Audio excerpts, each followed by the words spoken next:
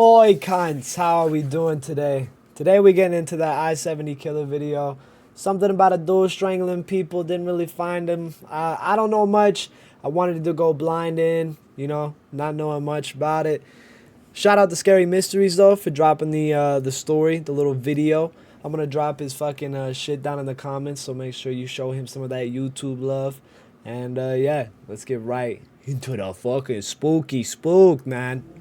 Herbert Baumeister is an entrepreneur Herbert. and family man. Hey man, Herbert Baumeister, off the rip, I'm just gonna say a gentleman by the name of Herbert Baumeister, he obviously is not like a normal individual. That is a different type of name, and I'm not saying like main character energy. I'm saying more so like damn, your parents really named you that, bro. Like your name rhymes with Sherbert. Like, I feel bad for this guy, off rip for his name. All right.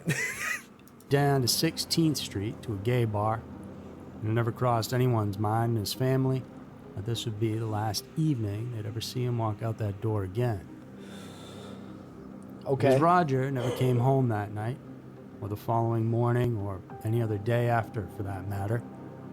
His parents reported him missing, of course, but the police. Damn, dragged I their feet on thought this gay one. bars were a place like you wanted to go. I've always heard, as a straight dude, gay bars are actually pretty fucking fun. I don't know if that's true or not. I've never went and tested it myself. Never really, wanted to do that. But that's, I've never heard that before. As they had so many others before. See, Goodlit wasn't the first. He was just one of many young men in this very specific area of our beautiful country who disappeared. Uh-huh. Going So it was a back more than a dude. decade before that. If it's a dude, I don't know much about the I-70 killer, right? All I know is Herbert Bushwalker, whatever the fuck his name is somehow related to this shit. I did a quick Google search and it was like unknown guy, but then I seen like a picture of Herbert and it said like 10,000 human remains found or some shit like that.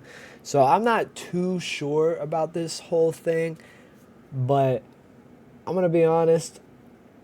Herbert looking like he's already doing some foul shit, and it looks like it's like a gay thing, and I hope, because it's not like back in the early like 1980s or whatever the fuck, like this is probably 70s, maybe 60s from the looks of it, but I hope this isn't like a homophobic thing, which it might be, or this guy is like gay himself and he's just like, he likes going out and getting gay guys and doing this evil shit to him, whatever it is.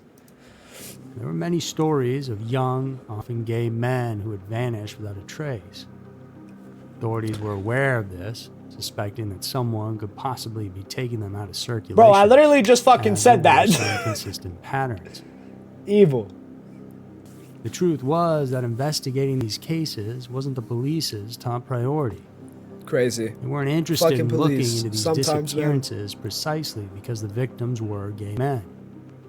And they believed that, being in such a conservative city, all of them had likely fled to a more liberal place to live their lives. Oh my god. Shut the fuck up, you fucking cocks. Hey, these people are dying. They happen to be gay or missing. Well, not only are people going missing that are gay, but gay homies are dying too. In all honesty, I think they're just trying to flee the state, and the gay people that have died, it was just, coincidental. It was coincidental, Tony. I didn't kill all the gay people. Like, what? Come on, cops. What the fuck? Oink, oink. Lives more openly. Their rights back then were not nearly as respected as they are today. Some people, both in law enforcement and within the community, were quite happy to have them leave, one by one, no matter what the circumstances. But as the cases mounted, the chatter couldn't be ignored. And somebody was hunting down these men, and it wasn't because he hated them, but because he hated himself. Finally, in 1994, What is something this? changed in this entire case. A story that simply couldn't be ignored, and it blew the whole thing wide open. In that year, a man named Tony Harris called up the police. said that he had met someone terrifying who called himself Brian Smart, though he didn't think that was his real name. Brian Smart? No. The two Fuck of- no, Brian Smart is not a man's real name. This guy's first name is probably Brian, and he probably thought he was real fucking smart growing up with that shit, bro. What in the hell? Met at the 501 Club in downtown Indianapolis. Tony was the one who approached him, and they started a pleasant conversation.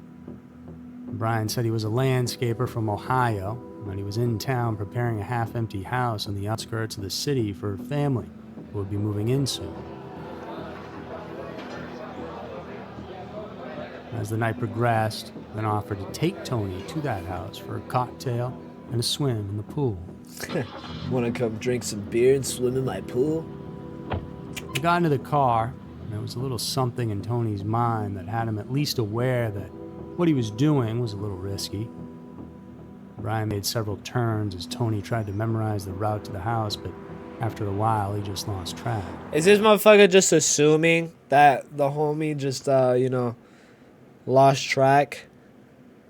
I'm not much of a club guy, but even if I was, and even if I did go out to a club, I'm not getting fucked up enough for anybody to have to take me home, nor am I going to somebody else's home. No.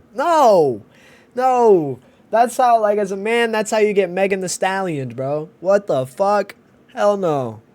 They arrived at the property, no problem, safe and sound. Tony could see it was an elegant house with a farm out back. It was sprawling.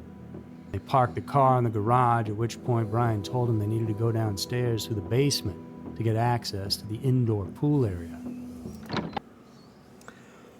What fucking house? What fucking house has a fucking pool that is past the basement? Maybe in the basement. I remember seeing a TikTok of some dad trying to make a pool in his basement for his family, and then the city came in and was like, nah, totally different story. But this is just unethical, brother. Like, pools are known to flood, or pools are known to flood.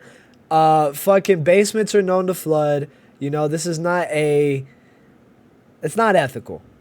It was dark and creepy as they maneuvered through the underbelly of the estate. And then, when they eventually got there, Tony saw several mannequins in various poses around the water. Some of them were sitting in chairs, others laying on towels as if sunbathing. It was weird. Yeah. Seeing Tony's look of shock, Brian said, "I feel lonely here, and they keep me company." He offered Tony a cocktail. Hold up. I feel lonely here. They keep me company. What kind of fucking, like, this guy's insane, bro, clinically. Get the fuck out of Dodge. Go home. Go home. Call 911. He wanted to drink anything, aiming to stay sober for whatever might happen that night. So it was a strange situation that Tony found himself in. Wasn't sure if he was overreacting or his gut was giving him the correct information. Trust the Not gut. trust Mr. Smart. Brian wanted to keep the party going and his guests relaxed. He stepped out of Tony's sight for a moment, and when he returned, he seemed calmer and happier. And Tony was sure he had taken some sort of drug. He was roofied. They continued on with their Homie was conversation, roofied, bro. which put Tony at ease. Eventually, the two started skinny dipping, when things took a dark turn and everything changed. Brian said he had learned a new trick and wanted to try it out with him.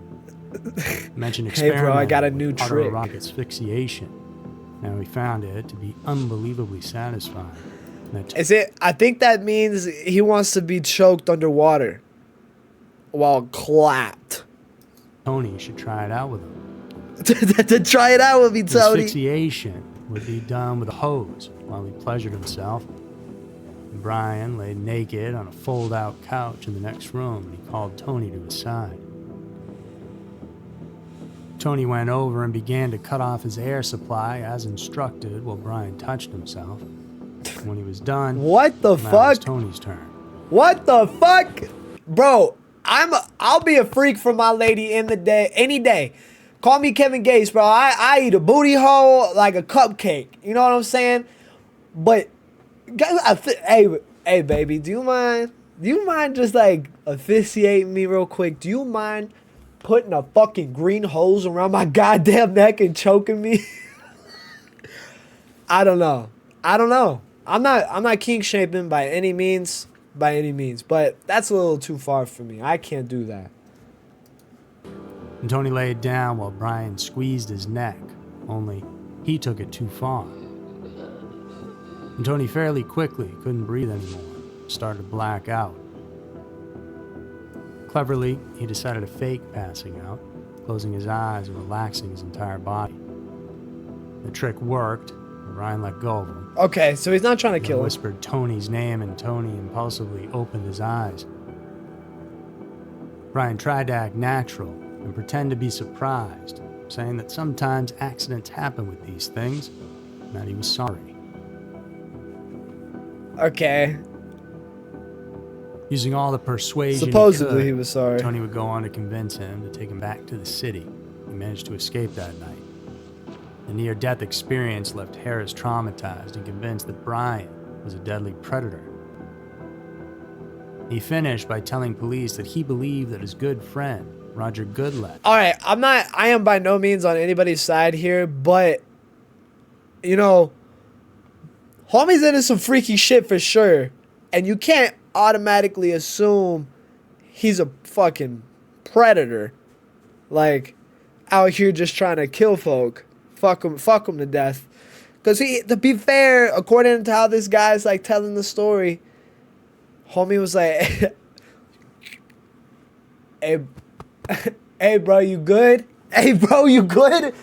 You all right? Saying his name. Like, sometimes mistakes happen. That's a little weird. That's like Kevin Spacey going like, sometimes you take out the competition, but I don't know. It is a little weird, though. I would never associate with this gentleman ever again. With this crucial lead, the investigators intensified their efforts. They now had a name, at least, and a witness who knew him up close. Nothing in their database pulled up the name Brian Smart, so it wasn't that easy. Because it's not a real fucking name, you idiots. And Harris, more than 6 months later, would finally see Brian Smart again in August of '95. Followed his car, noticed the license plate number. A small act allowed the police to finally find a real name. Brian Smart. This guy looks sketchy as fuck. His 48-year-old Herbert Richard Baumeister. Herbert Baumeister will go down for me as the worst fucking name ever created, bro. God fucking damn, man. He was fucked at birth. But Tony's story didn't align with who Herb was, not in the slightest. Baumeister wasn't just a respected businessman in the community, the owner of 2 successful Save-A-Lot thrift stores in the area. He also wasn't gay.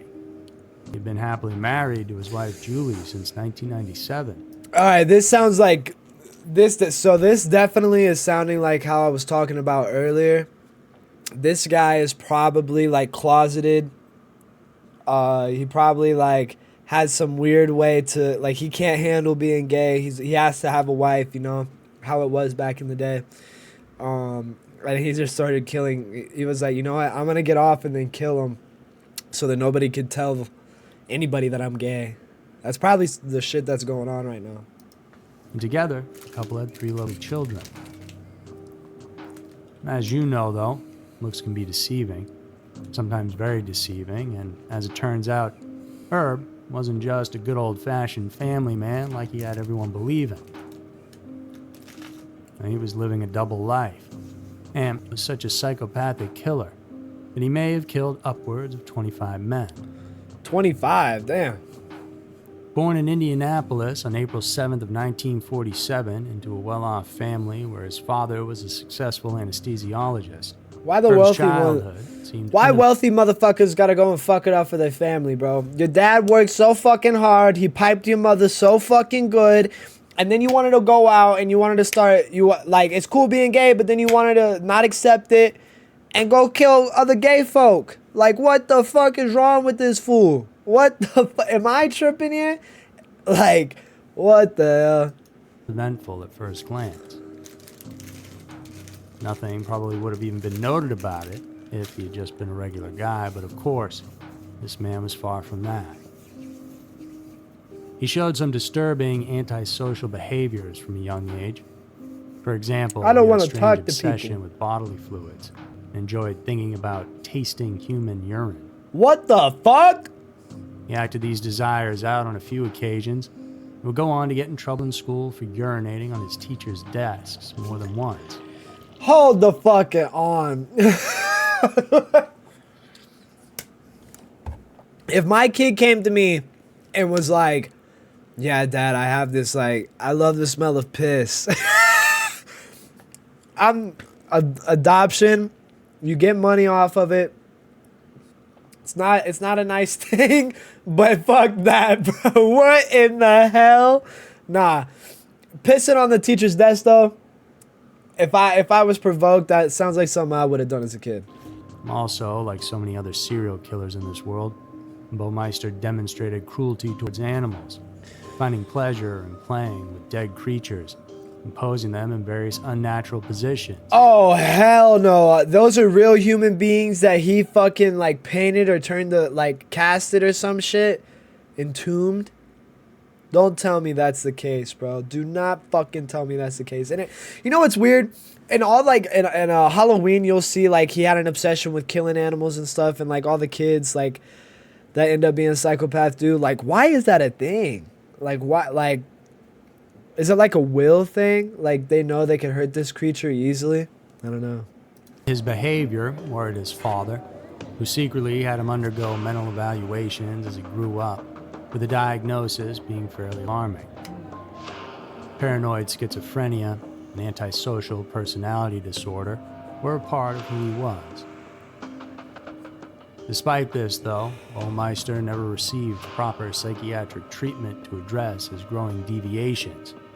He just shoved them down, pretended to be something he wasn't, hence why he was so good at living this double life he had created. Crazy. Absolutely fucking insane.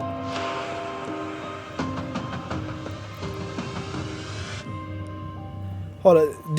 Where do you think this guy gets this shit from? Do you think he just goes outside with his phone and walks on the street?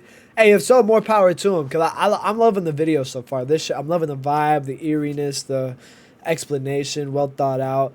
But do you think he does that? That's dedication. After a failed attempt at college, Herb struggled through various jobs without finding stability. His inappropriate behavior often got in the way of work. Once, while DMV? working at the DMV, he did something that showed everyone his truly disturbed nature. What'd he do? Baumeister once again urinated, this time on a letter addressed to the state governor himself. Bro, so not only as a kid, but as basically a grown-ass man, this motherfucker is going to the DMV and pissing on fucking shit, man. Like a dog. Like a dirty fucking dog. Like a fucking mutt. What the fuck is wrong with you? You're like a newborn baby pup. You coming out here to the DMV, everybody's already pissed off. They're all in line. They've been there for 4 fucking hours waiting for the DMV announcer to call their fucking number.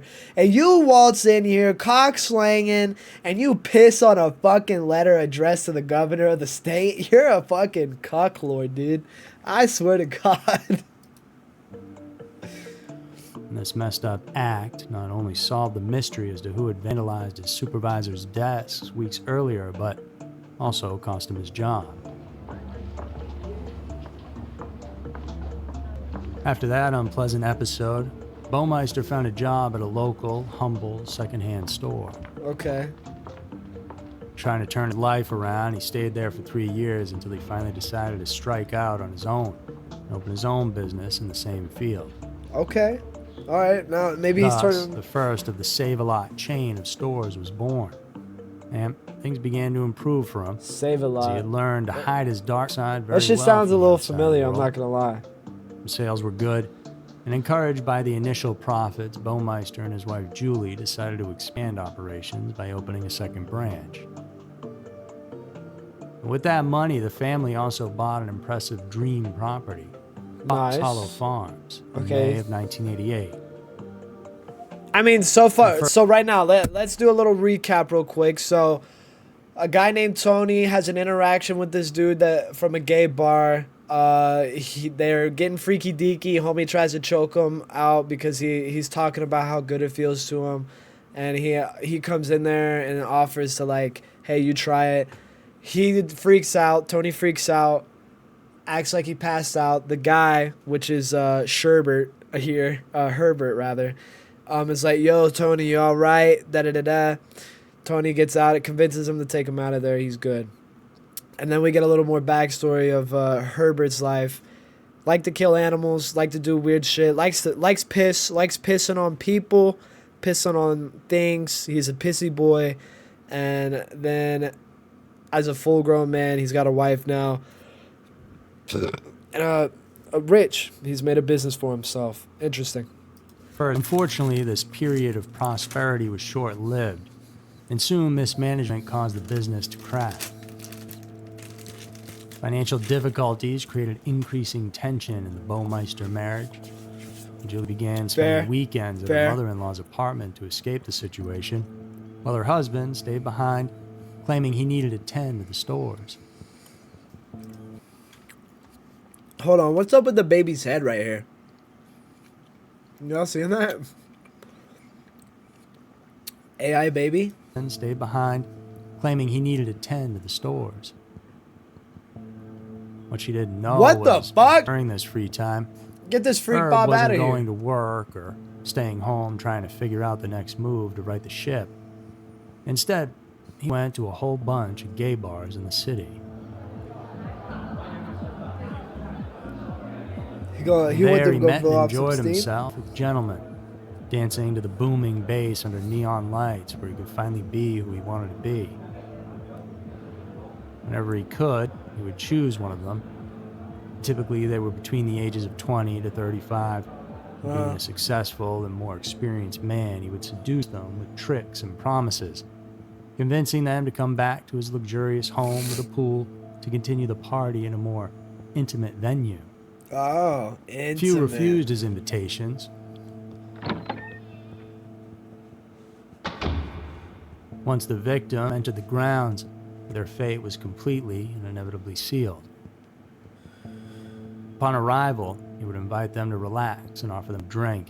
Roofie the While fuck preparing out it, of he him. secretly spiked their drinks with drugs without their knowledge. Called As it. they took effect, his unsuspecting victims became defenseless. Baumeister showed his true and sinister intentions. Using a hose most often, though sometimes his hands as the deadly weapon, he ruthlessly strangled them. And that's how he liked to do it, ending their lives in Crazy. the cruelest of ways. Crazy. Evil. After that, especially when his wife and kids were away, he'd then burn the bodies to erase any evidence. In the house? Hold on. You burnt a whole carcass in the goddamn house? What the fuck, bro?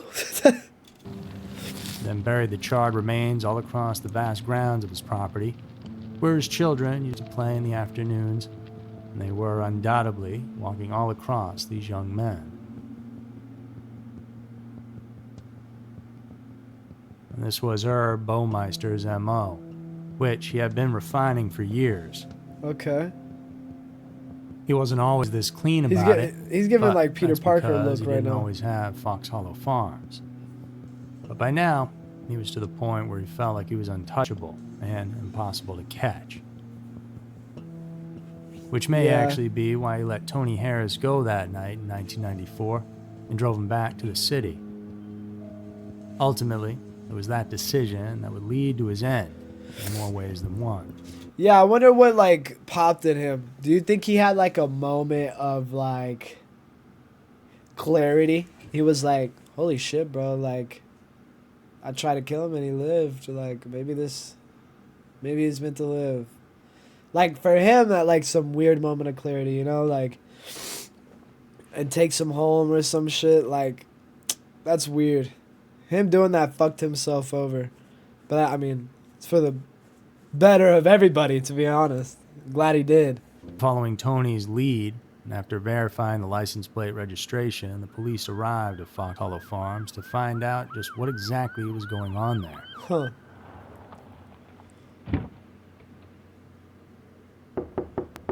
And Julie answered the door, He had to where record that. they requested permission to conduct a thorough search of the Baumeister property. Nah, hell nah. Get They out of wanted here, to see the feds. pool area, those mannequins, perhaps the hose. However, the couple adamantly refused. Good. Since No, the I'm police playing. didn't have any solid evidence, that meant they also didn't have a warrant, and so they left. Not they have. Not before Well, yeah, they warning don't really have Julie any evidence about on the this guy. possibility of her husband being a serial killer.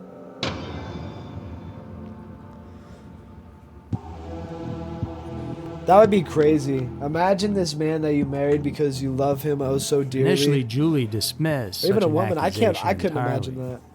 She can believe I couldn't imagine my lady like the way I see her now. Like she loves me unconditionally, all this shit, and then come to find out she's just fucking murdering lesbian women, just straight fucking killing them all. I'd be like, holy fuck, dude. I'd really have to reassess my life after that point, bro. I couldn't. And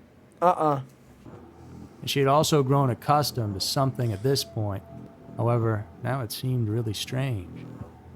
That in over 25 years of being together with her husband, she could literally count on both hands how many times they had been intimate with one another. What the fuck? Hold on. Yeah, he's closeted. He's closeted, bro. That's crazy. Lady, how do you marry a guy and he not even piping you right? Like, what? All the men out there, make sure you pipe your ladies right, and all the ladies out there, make sure you get a man that pipe you right. Do not settle for no less. Life will get boring. You had 10 fingers, and you can count on them how many times you got fucked by your husband? Insanity.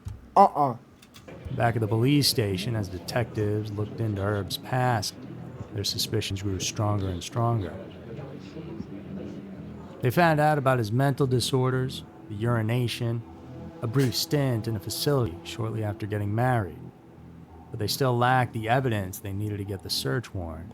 Yeah, all you know is he was a pissy Tense boy weeks and he went and passed got his until head finally in checked. June, an unexpected turn of events occurred when Julie abruptly filed for divorce and then called the police to search their home. Interesting. Herb wasn't there at the time. He'd gone on vacation to clear his mind, and Julie wanted to know the truth. Oh, hell no. Betrayal! Betrayal! No, I'm playing. Good on her. I'd be scared as fuck too, dude. And I'm glad she finally started thinking. Like, he didn't fuck me right. You know, On June he's 24th of acting 96, weird now. investigators conducted a thorough search of Fox Hollow Farm. And there they uncovered a gruesome killing field. How many? Eventually, fragments of human bones belonging to at least 11 individuals were unearthed. The remains, which included charred bones, fragments, and body parts, were a macabre discovery that horrified the locals. Fuck. To date, 12 victims have been officially identified, each with a personal story violently cut short. Among them was Jeffrey Jones, 31-year-old who was reported missing in August of '93. Jones was identified through advances in forensic genetic genealogy, bringing closure to his long search for his family. Other identified victims Evil included shit, Alan man. Livingston, who was 27, Emmanuel Resendez, who was 34, both missing in '93 in the Indianapolis area, and 20-year-old Johnny Bayer and Richard Hamilton Jr., 28-year-old Stephen Hale, and 28-year-old Alan Broussard. Roger Goodlett was also discovered. Damn. 45-year-old Michael Kern, and 34-year-old Jerry Williams Comer. Damn. All these men shared similar physical characteristics and lifestyles that ultimately Physical made them targets of the characteristics. serial What predator. the fuck? I don't think they look anything alike. But as it turns Well, out, unfortunately, they don't all look these the men were same. just a small part of Baumeister's potential victims. Because Herb had a whole other life before he purchased the farm at the age of 41. What do you mean? As the investigation into the disappearances and murders of young men in the Indianapolis area progressed, police started to find unsettling connections with other crimes that had occurred nearby years earlier. Huh? And this wasn't just a random accusation. The patterns and methods used by the so-called I-70 Strangler seemed to match the crimes now being uncovered related to Herb. Sorry about that. For over a little decade, phone call. this unidentified Little phone predator call had never hurt stalked in nobody. the shadows of the city, carefully choosing his victims from among the young and vulnerable men who frequented gay bars. His crimes were brutal. He lured his victims, presumably in a similar way, promising drinks or drugs, taking advantage of their needs, only to subject Hey, I them to wouldn't a mind ruthless some death weed, by dude, but I'm not coming strangulation. home with you. The mutilated bodies were then discarded in other areas along Interstate Pardon 70, my earning the flatulence. killer his chilling nickname of the I-70 Strangler. The first victim was Michael Petrie, a 15-year-old boy whose naked body was found in remote Hamilton Hell nah, County bro. in June What of the fuck? 1980. And Maurice Taylor, a was he- 23-year-old homeless man, discovered lifeless at Weasel Creek in July of '82. Soon more followed, and 22-year-old Mick Riley's body was located in a ditch after he was last seen leaving a gay nightclub with a mysterious companion. Mysterious. In total, at least 9 more young men found in the area, having been killed in the same type of way, brings the I-70 Strangler's total to at least a dozen confirmed victims. Fucking shit. Authorities have been searching for I'm clues about the yawning. identity of this Wake ruthless up. killer. So when they found the bodies at Fox Hollow, the similarities were too much to ignore. Damn. So this motherfucker been A cooking key people witness for a was while. one shown Herb's photo, claimed to have seen Baumeister with victim Michael Riley just before his disappearance in '83. And furthermore, the murders attributed to the I-70 Strangler seemed to have ceased around 1991, same year Baumeister established Fox Hollow Farm, as if he had simply changed the location to dispose of the bodies. Though, as of right now, the case of the I-70 Strangler is still open, with no clear proof that Baumeister was the one behind these awful crimes. When Herb found out what the police Wait. had found on his What? land, well, he knew he'd finally been caught. Faced with arrest and the chance of being charged for his awful crimes, Baumeister decided to run to Ontario, Canada in July of '96. I thought the gig never There, got him. At beautiful Pinnery Provincial Park on Lake Huron, well, he pulled out his .357 Magnum pistol And and ended took it. care of the root of the problem. All right. That's not a funny topic, but what the fuck is that verbiage, bro? He took care of the root of the problem. Bah! In his 3-page note, written on a yellow legal pad, Baumeister expressed regret for ruining the park and failing at his marriage. He went on to describe mundane details of his journey, like his last meal, a peanut butter sandwich, also finding the right place to end this story. However, he never admitted to his crimes, not once, or mentioned any of his victims. He avoided that altogether, as he had done in his life, without ever having to admit to the evil side that lay within him. Damn. Alright guys, Southsider from the future. After just editing the video you guys just watched, and I want to say, if you stayed to the end, I appreciate you. Much love. Don't forget to subscribe and like. Be much appreciated. Comment if you'd like to. Tell me how shit the video was. Tell me how good the video was. Tell me everything you got on your mind about the video. And if you guys would like, if you guys like this kind of content, you can check out my Twitch, twitch.tv/Southsider, or the other YouTube channel, Southsider. I'll leave the links in the description below, or the comments, I don't fucking know. And yeah, I'll leave the homie's channel, the video that we watched, I'll leave his channel down below as well, so go make sure to check that out, alright? Much love and peace.